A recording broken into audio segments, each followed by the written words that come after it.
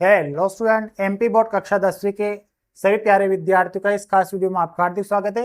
इस वीडियो में आपको बताने जा रहे हैं त्रैमासिक परीक्षा 2025-26 के हिंदी विषय के बहुत शानदार प्रश्न, जो कि पेपर में आपको 101% देखने को यही प्रश्न नजर आने वाले। प्यारे लाडो लोग, जो विद्यार्थी मेरे यूट्यूब चैनल पर पहले से जुड़े हुए हैं उनको पता है कि जो सर देते हैं वो पेपर में हमें बहुत सारे प्रश्न देखने को मिलते हैं। तो विद्यार्थियों के कमेंट थे, अब विद्यार्थियों का इंतजार भी आज समाप्त हो चुका है, क्योंकि आज हम लेकर आ गए हैं प्यारे लाडलो हिंदी विषय के आईएमपी प्रश्न त्रैमासिक परीक्षा कक्षा 10वीं के विद्यार्थियों के लिए। त्रैमासिक परीक्षा में आने वाले प्रश्न वेरी मोस्ट, त्रैमासिक परीक्षा 2025-26 विषय हिंदी एमपी बोर्ड के प्यारे लाडलो के लिए। देखिए, ये प्रश्न रहने वाले हैं सरकारी स्कूल में जो विद्यार्थी पढ़ रहे हैं, जिनका पेपर है हिंदी विषय का पेपर जो है 28 अगस्त के दिन है ना। आपने टाइम टेबल भी देख लिया होगा, कब है? 28 अगस्त के दिन। ठीक है, हिंदी विषय का पहला पेपर होने जा रहा है कक्षा 10वीं के एमपी बोर्ड के विद्यार्थियों के लिए।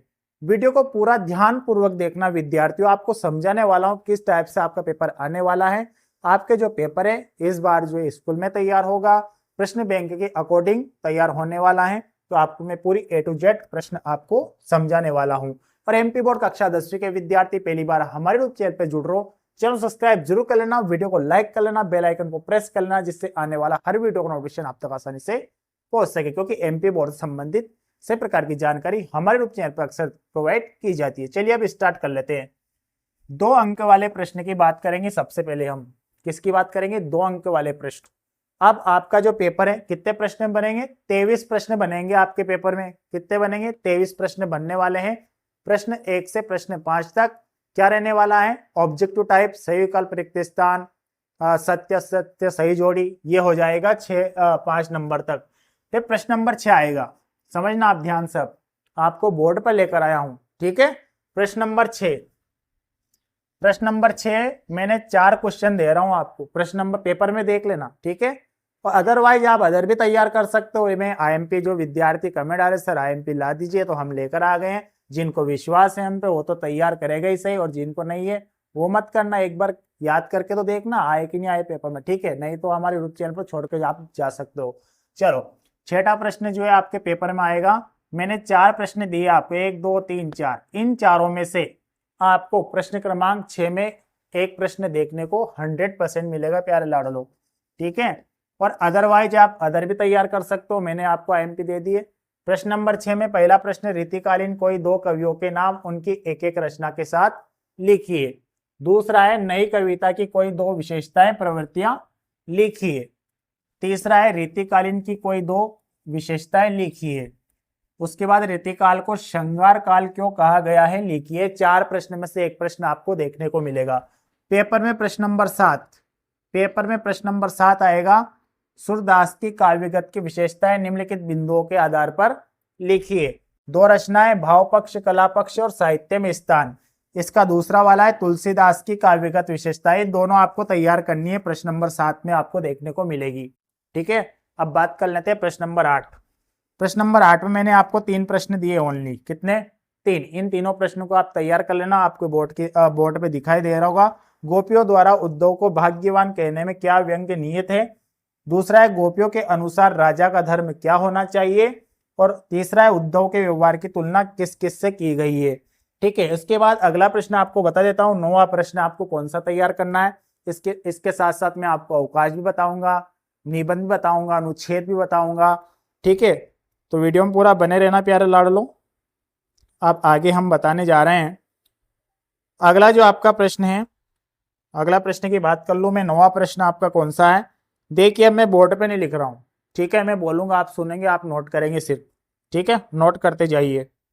आपको भली बात 10वीं कक्षा में आ गए विद्यार्थी, आप नोट करना आपको आता ही होगा अच्छे तरीके से। मैं बोल दूंगा, सिर्फ आप सुन लेना अच्छी तरीके से। प्रश्न का इस टाइप से मैं जमा रहा हूँ। प्रश्न नंबर 9 में, जो पेपर में प्रश्न नंबर 9 आएगा उसका मैं प्रश्न बोल रहा हूँ। प्रश्न नंबर 9 का पहला प्रश्न मैं बोल रहा हूँ। वीडियो थोड़ा लंबा होगा, ठीक है। जिसको देखना देख सकते हो, बाकी छोड़कर जा सकते हो। जिनको तैयार करने है प्रश्न तैयार कर लेना, ठीक है। प्रश्न 9 का पहला है, राम लक्ष्मण परशुराम संवाद पाठ के आधार पर राम के स्वभाव की को 2 विशेषताएं लिखिए। दूसरा है, राम लक्ष्मण परशुराम संवाद पाठ के आधार पर लक्ष्मण के स्वभाव की कोई दो विशेषताएं लिखिए। ये 9वें प्रश्न में चल रहे हैं, दो हो गए। 9वें प्रश्न का तीसरा, परशुराम के क्रोध करने पर लक्ष्मण ने धनुष के टूट जाने के लिए कौन कौन से तर्क दिए। उसके बाद चौथा, लक्ष्मण ने वीर योद्धा की क्या क्या विशेषता बताई है। 9वां प्रश्न के चारों हो गए, ठीक है, 9वें प्रश्न के चारों हो गए।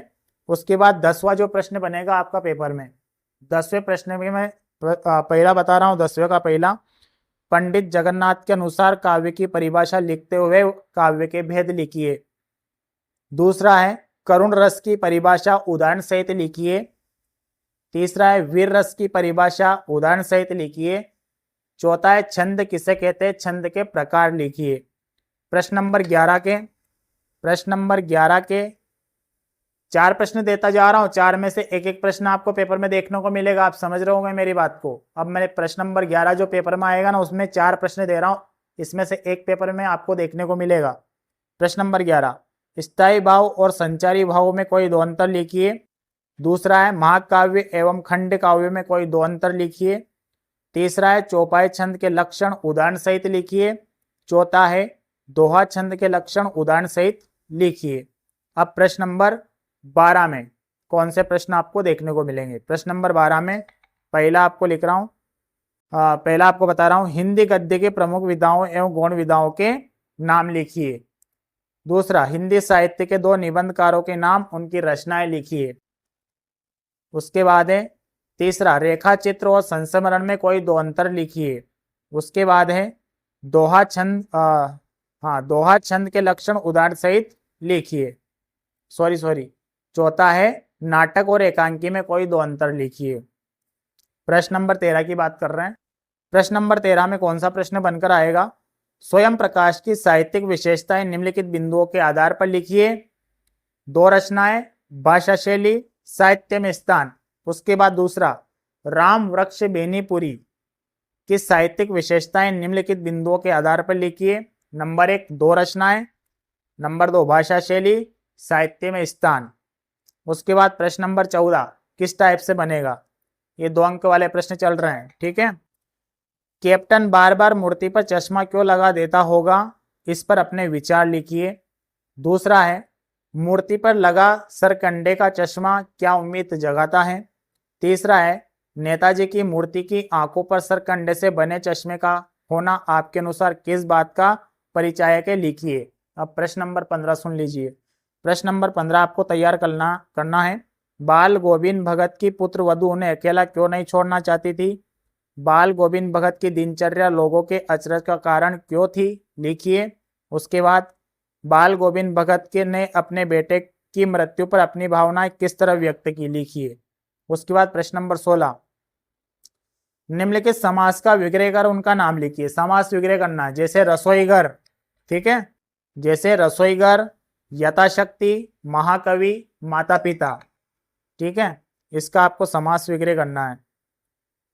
उसके बाद है निम्नलिखित मुहावरे का अर्थ लिखते हुए वाक्य में प्रयोग कीजिए। खून पसीना एक करना, घी के दिए जलाना, 1 और 11, अपने मुंह मियाँ मिट्टू बनना, ठीक है। उसके बाद है आपका भोलानाथ अपने साथियों को देखकर सिसकना क्यों भूल जाता है। भोलेनाथ अपने साथियों को देखकर सिसकना क्यों भूल जाता है।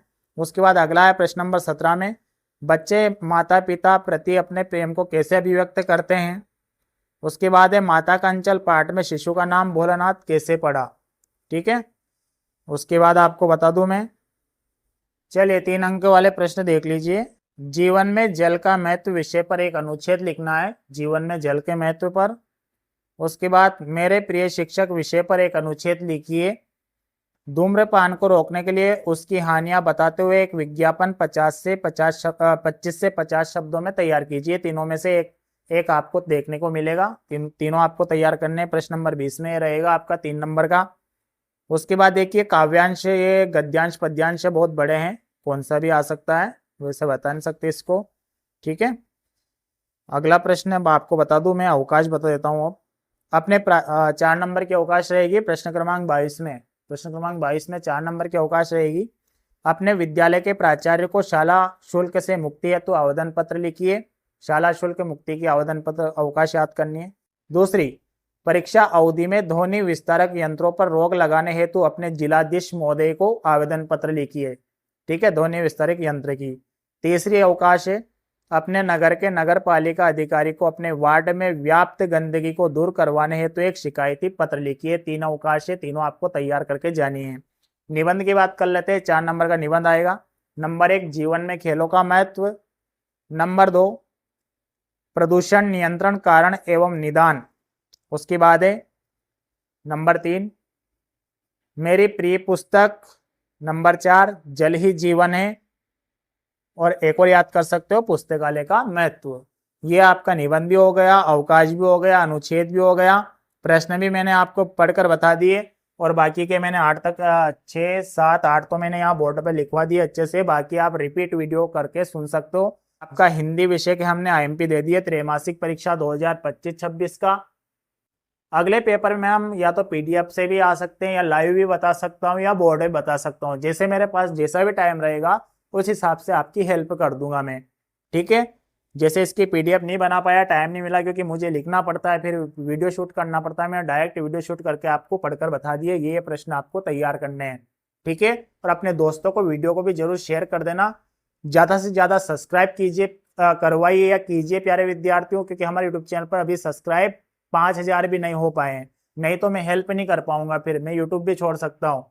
ठीक है, तो अपने दोस्तों को, अपने फ्रेंड को शेयर कीजिए जो कक्षा 10वीं में पढ़ रहे हैं, कक्षा 9वीं में पढ़ रहे हैं, कक्षा 11वीं, कक्षा 12वीं, क्योंकि एमपी बोर्ड से 8वीं के विद्यार्थियों को भी शेयर कर सकते हो, क्योंकि एमपी बोर्ड से संबंधित सभी प्रकार की जानकारी हमारे यूट्यूब चैनल पर अक्सर देखने को आपको मिलती है। बिल्कुल सटीक जानकारी हम देते हैं प्यारे लाडलो। तो अपने दोस्तों को वीडियो को शेयर जरूर कीजिएगा। ठीक है, मिलेंगे अगले वीडियो में नए विषय के साथ और त्रैमासिक परीक्षा के खास प्रश्न के साथ। तब तक के लिए सभी प्यारे विद्यार्थियों नमस्कार, जय हिंद, वंदे मातरम।